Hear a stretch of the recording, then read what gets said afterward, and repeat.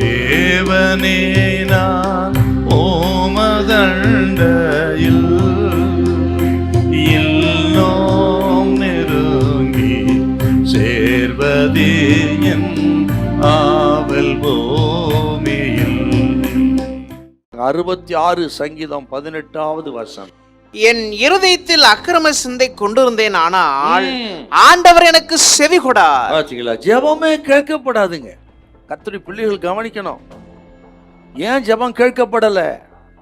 உபவாச ஜெபம், அநேக ஆண்டுகள் ஜெபம் ஏன் கேட்கப்படல சகோதரனே சகோதரி என்னால் அக்கிரம சிந்தை கொண்டிருந்தால் கர்த்தர் விண்ணப்பத்தை செவிக்கிறார். அக்கிரமம் பாவம் இருக்குமானா கர்த்தருக்கு நமக்கிடையே அது குறுக்கே நிற்கிறது. ஆக ஜெபம் தடைபடுகிறது. அவர் முகத்தை மறைக்கிறார். ஆகவே நமது ஓய்வினால், நமது மாத பிறப்பு, நம்முடைய காணிக்கைகள், பண்டிகை எல்லாத்தையும் வெறுக்கிறார், முகத்தையே திருப்புகிறார் என்றால் எத்தனை கொடூரம். ஆகவே தான் சொன்னேன், இத்தனை கொடூரமான இந்த பாவத்திலிருந்து நமக்கு மன்னிப்பு தேவை. பாவ மன்னிப்பு, forgiveness தேவை. அவங்கத்தான் ஜெபம்னு சொல்றாரு, எங்களுக்கு மன்னியும், எங்களுக்கு மன்னியும். உறவை கெடுக்குதுங்க. இன்னைக்கு ஆண்டவர் சொல்றாரு, ஆண்டவரோடு உறவு எப்படி இருக்கு நமக்கு கொஞ்சம் யோசிச்சு பாருங்க. ஆண்டவருக்கு நம்ம உறவு சரி இருக்கா கேட்கிற அருமையான சகோதர சகோதரியே, ஆண்டவருக்கு நமக்கு உறவு எப்படி இருக்குங்க கவனிக்கணும். ஆண்டவரோடு உறவு சரியில்லைன்னா யாரோடு உறவு சரி இருக்காது.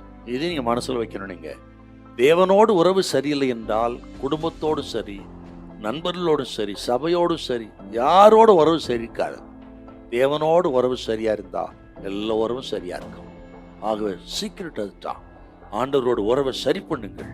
ஆண்டவர் இயேசுவை பாருங்க, மத்திய 27:46 என் தேவனே, என் தேவனே ஏன் என்னை கைவிட்டீர். ஏன் அப்படி பதறாருன்னா, பிதாவாகி தேவன் சிலுவையில் அவருக்கு இமைப்போதில் கைவிட வேண்டிய சூழ்நிலை. அப்பதான் உலகத்துக்கு ரட்சிப்பு வரும். அப்ப அந்த கொஞ்சம் இடைவேளை கூட அவரால் தாங்க முடியல. பிதாவும் நானும் ஒன்றாயிருக்கிறோம் என்று திரும்ப திரும்ப சொன்ன ஆண்டவருக்கு அந்த கொஞ்சம் பிரிவு தாங்க முடியல, கதறா இருப்பார். அப்படிப்பட்ட ஒரு ஐக்கிய உறவு பிதாவுக்கு பேசும். அதுதான் உலகத்தில் அற்புதத்தை கொண்டு வந்தது, அதிசயத்தை கொண்டு வந்தது, எல்லாம் காரணம் அதுதான். இன்னைக்கு ஆண்டவர் சொல்றா, அந்த உறவை நீங்க சரி பண்ணுங்க, எல்லாம் சரியாயிடும். உங்கள் காரியங்கள் ஜெயமா இருக்கும். உங்கள் ஜெபம் கேட்கப்படும். நல்ல சமாதானத்தை கொடுப்பார், சந்தோஷத்தை கொடுப்பார், மகிழ்ச்சி கொடுப்பார். பலவும் கொடுக்கிற மகிழ்ச்சி, நிச்சய மகிழ்ச்சி நான் நம்ம நிரப்புவார். ஒன்று நமக்கு குறைவா இருக்காது.